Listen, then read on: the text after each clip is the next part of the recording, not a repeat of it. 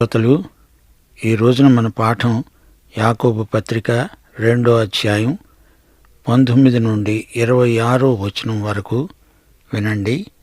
దేవుడొక్కడే అని నీవు నమ్ముతున్నావు. అలాగు నమ్మడం మంచిదే. దయ్యాలు కూడా నమ్మి వణుకుతున్నాయి.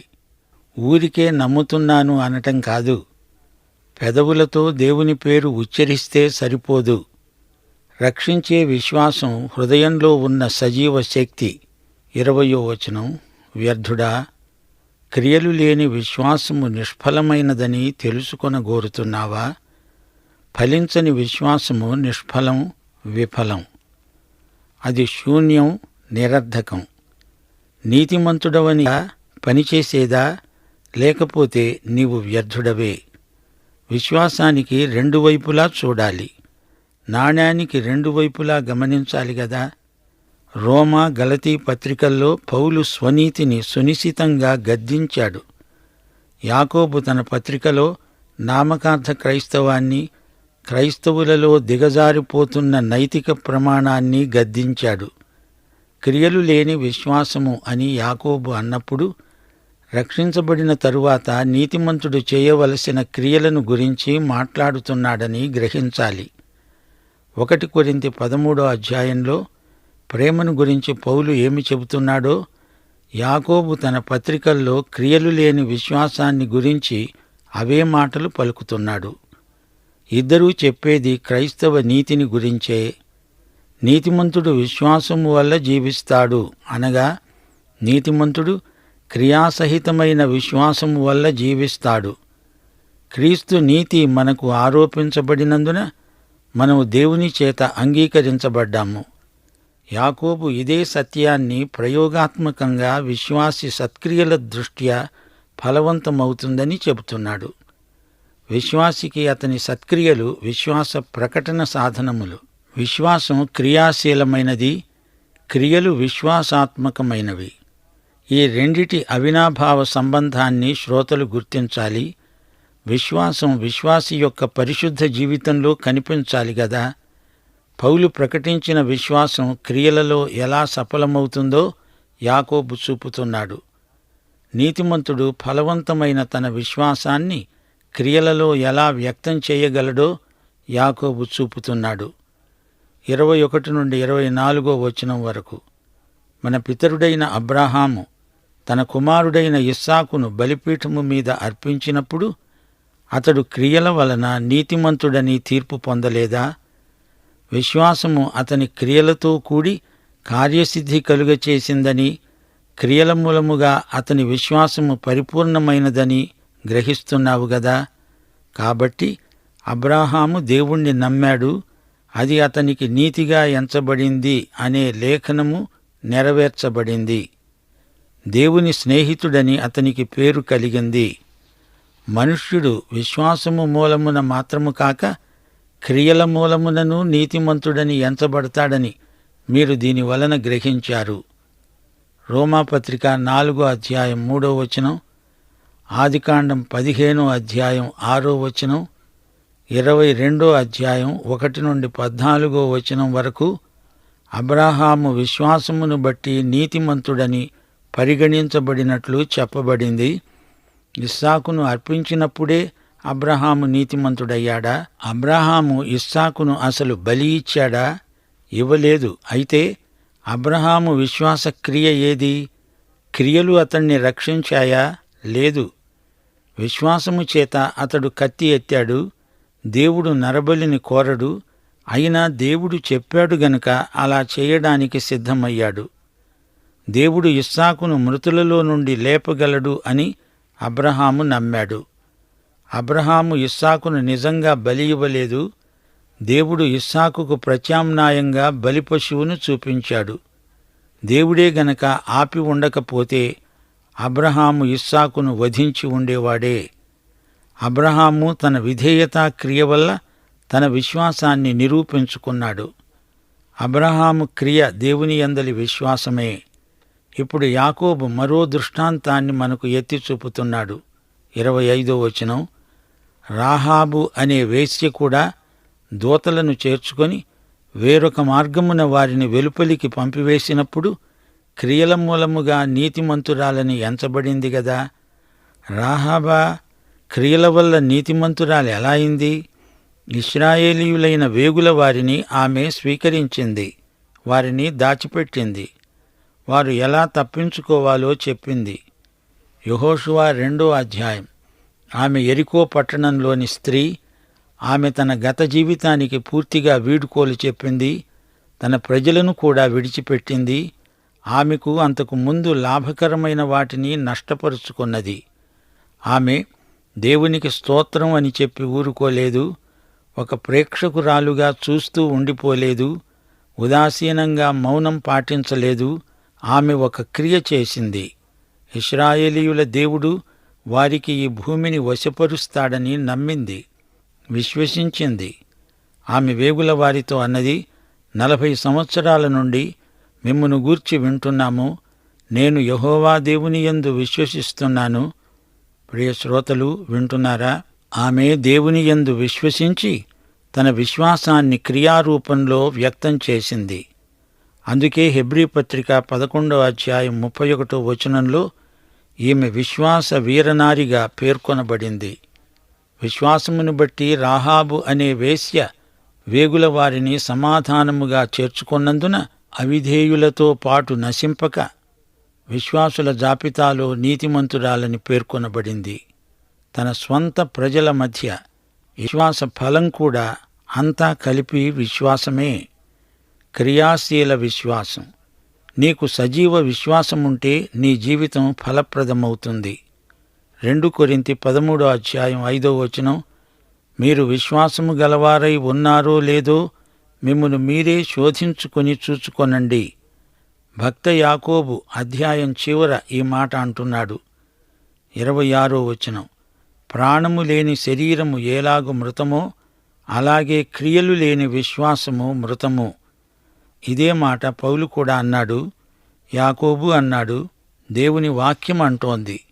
ప్రియ సోదరీ సోదరులారా, రోమాపత్రిక 4వ అధ్యాయమంతా అబ్రహాము విశ్వాసాన్ని గురించే మాట్లాడుతోంది.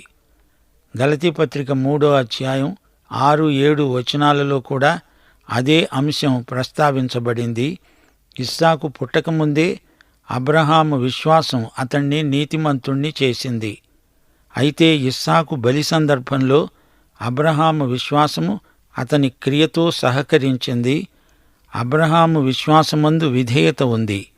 అతని విశ్వాసము అతని విధేయత యందు ఫలించింది. అతని విశ్వాసానికి క్రియ చేరినందున విశ్వాసం సార్థకమైంది. సత్క్రియలు రక్షించే విశ్వాసానికి అనుబంధములు. విశ్వాసమందు నీతిక్రియ నిక్షిప్తమై ఉన్నది. అందుచేత విశ్వాసమే కాదు, విశ్వాస క్రియే అతని నీతి జీవితానికి ప్రవర్తనకు ఆధారమైంది. దేవునికి స్తోత్రం. యాకోబు తన పత్రికలో అబ్రహాము, రాహాబు ఉన్న జాతికి తండ్రి. రాహాబు ఒక వేశ్య. అబ్రహాము అనేక సంవత్సరాలు దేవుని బడిలో విశ్వాసపు పాఠాలు నేర్చుకున్నాడు. రాహాబుకు అట్టి శిక్షణ లేదు. అబ్రహాము మంచివాడు, పరిశుద్ధ శీలము గలవాడు. రాహాబు నైతికంగా భ్రష్టురాలు. ఈ వేశ్య కనానీయురాలు, అమూల్యమైన విశ్వాసాన్ని కలిగిన ధన్యురాలు. ఈమె పేరు అబ్రహాము పేరుతో చేర్చబడడం గొప్ప విశేషం. హెబ్రీ పత్రిక 11వ అధ్యాయంలో కూడా వీరిద్దరి పేర్లు చెప్పబడ్డాయి. దేవుడు వీరిద్దరినీ క్రియాశీలమైన విశ్వాసానికి మాదిరి వ్యక్తులుగా పేర్కొన్నాడు. సజీవ విశ్వాసములో నుండి సత్క్రియలు ఎలా ప్రవహిస్తాయో దేవుడు చూపుతున్నాడు. యెహోషువ 2వ అధ్యాయం 9 నుండి 11వ వచనం వరకు ఆమె సాక్ష్యం వినదగింది. వేగుల వారితో ఆమె అన్నది, యెహోవా ఈ దేశమును మీకిస్తున్నాడని, మీ వలన మాకు భయం పుడుతుందని, ఈ దేశ నివాసులందరికీ ధైర్యం చెడుతుందని నేనెరుగుదును. మీరు ఈజిప్టు దేశములో నుండి వచ్చినప్పుడు మీ ఎదుట యెహోవా ఎర్ర సముద్రపు నీరును ఎలా ఆరిపోజేశాడో, యొర్దాను తీరాన ఉన్న అమోరీయుల రాజులిద్దరినీ, అనగా సీహోనును ఓగును మీరేమి చేశారో, అనగా మీరు వారిని ఏలాగు నిర్మూలం చేశారో ఆ సంగతి మేము విన్నాము. మేము విన్నప్పుడు మా గుండెలు కరిగిపోయాయి. మీ దేవుడైన యెహోవా పైన ఆకాశమందు కింద భూమియందు దేవుడే. మీ ఎదుట ఎట్టి మనుష్యులకైనా ధైర్యమేమాత్రము ఉండదు. చూచారా, రాహాబు సాక్ష్యం ఎంతో బలమైనది.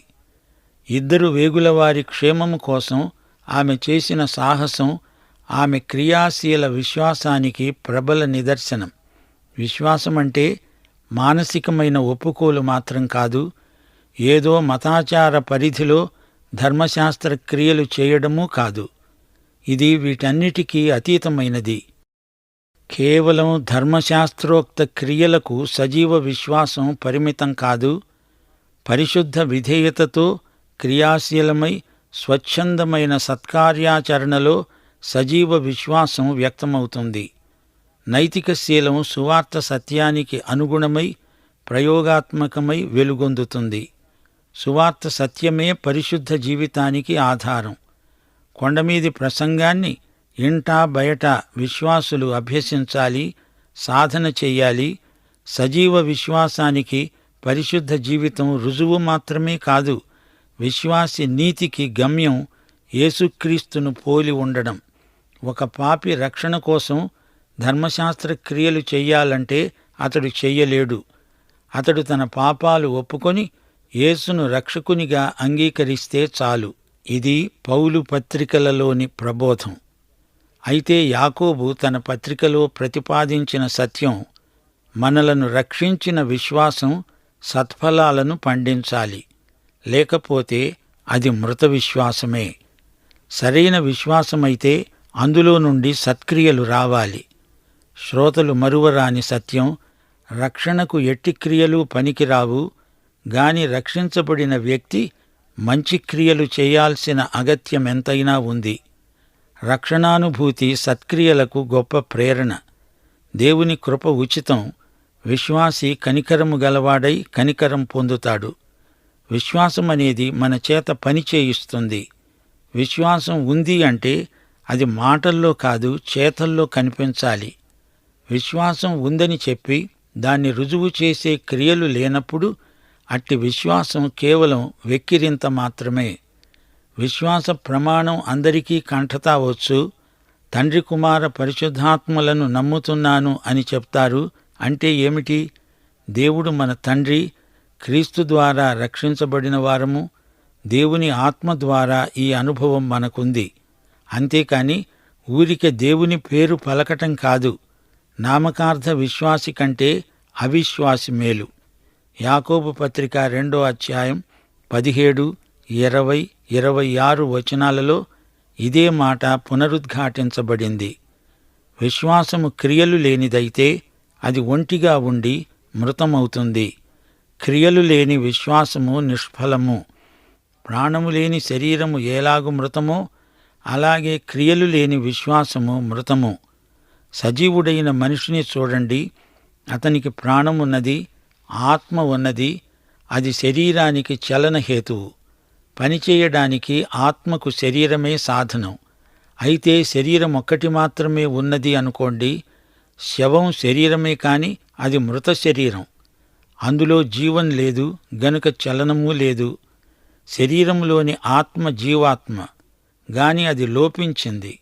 అలాగే క్రియలు శరీరం, విశ్వాసం ఆత్మ. ఈ రెండిటిలో ఏది లోపించినా అంతా నిరర్థకమే అవుతుంది. శరీరాన్ని బతికించేది, కదిలించేది ఆత్మ, జీవము.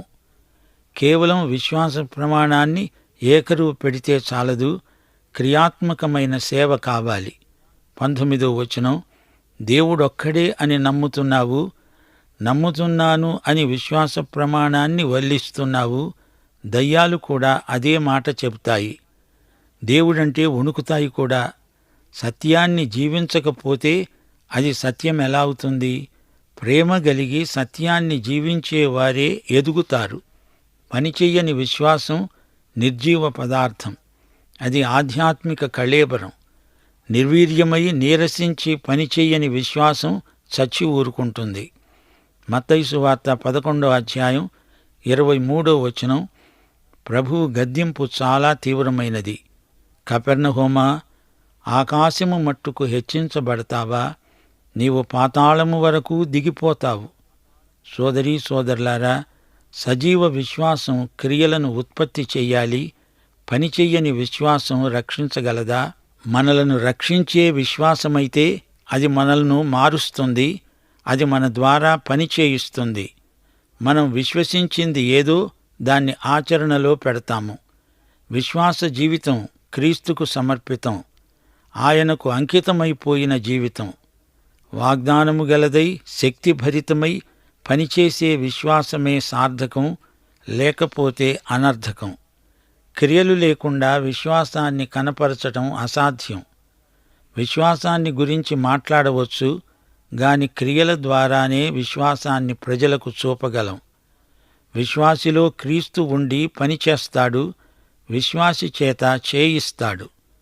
మత్తయి సువార్త 7వ అధ్యాయం 16 నుండి 20వ వచనం వరకు యేసు చేసిన ప్రబోధం మన హృదయాలపై ముద్రించుకోవాలి. వారి ఫలముల వలన మీరు వారిని తెలుసుకుంటారు. ముండ్ల పొదలలో ద్రాక్ష పండ్లనైనను, పల్లేరు చెట్లలో అంజూరపు పండ్లనైనను కోస్తారా? అలాగే ప్రతి మంచి చెట్టు మంచి ఫలాలు ఫలిస్తుంది. పనికిమాలిన చెట్టు కాని ఫలాలు ఫలిస్తుంది. మంచి చెట్టు కాని ఫలములు ఫలింపనేరదు, పనికిమాలిన చెట్టు మంచి ఫలములు ఫలింపనేరదు. మంచి ఫలములు ఫలించని ప్రతి చెట్టు నరకబడి అగ్నిలో వేయబడుతుంది. కాబట్టి మీరు వారి ఫలముల వలన వారిని తెలుసుకుంటారు. యథార్థ విశ్వాసములో నుండి యథార్థమైన నీతి క్రియలు వస్తాయి. అట్టి క్రియలు లేనప్పుడు విశ్వాసం లేనట్లే తేలిపోతుంది. విశ్వాసము సజీవమై శక్తిగలదై పనిచేస్తుంటే సత్క్రియలు సమృద్ధిగా కనిపిస్తాయి. విశ్వాసము ద్వారా రక్షణ, రక్షణకు ఫలం సత్క్రియలు అన్నప్పుడు విశ్వాసము క్రియలు కూడా కృపచేతనే ప్రవర్తిల్లుతున్నాయని గ్రహించాలి. క్రియల ద్వారా నీతిమంతులు అని యాకోబు అన్నప్పుడు అవి విశ్వాసి క్రియలు, విశ్వాస క్రియలు. నీతిమంతులు తమ క్రియల ద్వారా తామెవరో నిరూపించుకుంటారు. పనిచేసే విశ్వాసము ద్వారా అబ్రహాము, రాహాబు నీతిమంతులని గుర్తింపు పొందారు. విశ్వాస క్రియల వల్ల కార్యసిద్ధి, విశ్వాస పరిపూర్ణత ప్రాప్తిస్తుంది. అమలులో లేని చట్టం మృతమైపోతుంది. అందాక ఎందుకు, మన కండరాలు, మెదడు సాధకము చేత, వ్యాయామము చేత బలం పుంజుకుంటాయి గదా. గలతీ పత్రిక 2వ అధ్యాయం 20వ వచనంలో పౌలన్నట్లు, నేను క్రీస్తుతో కూడా సిలువ వేయబడి ఉన్నాను. ఇకను జీవించేవాడను నేను కాను, క్రీస్తే నాయందు జీవిస్తున్నాడు, అనగా పని చేస్తున్నాడు, నా చేత పని చేయిస్తున్నాడు. జీవితంలో పనిచేసే విశ్వాసం మన యందు సఫలం కావాలని దేవుని చిత్తం. యాకోబు తన పత్రికలో నీతిమంతుడిగా తీర్చబడడం అన్నప్పుడు నీతిమంతుడని నిరూపించుకోవడం అనే భావం వ్యక్తమవుతోంది. ఇది ప్రజల ఎదుట విశ్వాసి యొక్క సాక్ష్యం. అయితే పౌలు నీతిమంతులుగా తీర్చబడడం అన్నప్పుడు దేవుని ఎదుట నీతిమంతుడవటం అని గ్రహించాలి. యాకోబు మానవీయ దృక్పథంలో మాట్లాడితే పౌలు దేవుని ఎదుట విశ్వాసి స్థితిని గురించి మాట్లాడుతున్నాడు. దేవుని దృక్పథంలో నీతిమంతుడెవరో పౌలు చెప్పాడు. దేవుడు నీ క్రియలను కాదు, విశ్వాసాన్ని చూస్తున్నాడు. లోకం నీ సత్క్రియలను చూచి నీవు విశ్వాసివని గ్రహిస్తుంది. పౌలు సత్యమేదో చెబితే యాకోబు ఆ పరమసత్యం దుర్వినియోగం కాకూడదు అంటున్నాడు. యూద విశ్వాసులను ఉద్దేశించి యాకోబు ఈ పత్రిక రాశాడు. నాటి యూద విశ్వాసులు మానసిక జ్ఞానంతో తృప్తి పొంది నిరాసక్తంగా ఉండిపోయారు. యాకోబు వారిలో కార్యాచరణశీలాన్ని పెంపొందించడానికి ఈ పత్రిక రాశాడు. పౌలు అన్యులకు పత్రికలు రాస్తూ వారికి విశ్వాసమంటే ఏమిటో విశదీకరించాడు. యాకోబు క్రియాన్యాయం, పౌలు విశ్వాస న్యాయం, ఈ రెండూ పరస్పర సమాశ్రితములు, పరస్పర సంపూరకములు. అబ్రహాము ముందుగానే నీతిమంతుడు. తన నీతిని సాక్ష్యార్థంగా రుజువు చేసుకునేందుకు ఇస్సాకును బలి ఇవ్వటానికి ఉద్యుక్తుడయ్యాడు. రాహాబు విశ్వాసి, నీతిమంతురాలని దేవుని చేత పరిగణించబడింది. అయితే ఆమె వేగుల వారిని దాచి వారిని సురక్షితంగా మరో దోవన పంపించి తన ఇంటి కిటికీ నుండి తొగరు రంగు దారం వేలాడదీసి తాను నీతిమంతురాలిని అని వ్యక్తి దేవుని మెప్పు పొందాలంటే, ప్రజల గుర్తింపు పొందాలంటే సత్క్రియల యందు ఆసక్తి కలిగి ఉండాలి. విశ్వాసము, దానికి సంబంధించిన క్రియలు ఒకదానితో ఒకటి పెనవేసుకుపోయాయి. దేవుడు జతపరిచిన దానిని ఎవరూ వేరు చేయకుందురుగాక. పాఠం ఇంతటితో సమాప్తం. దైవాశీస్సులు. ఆమేన్.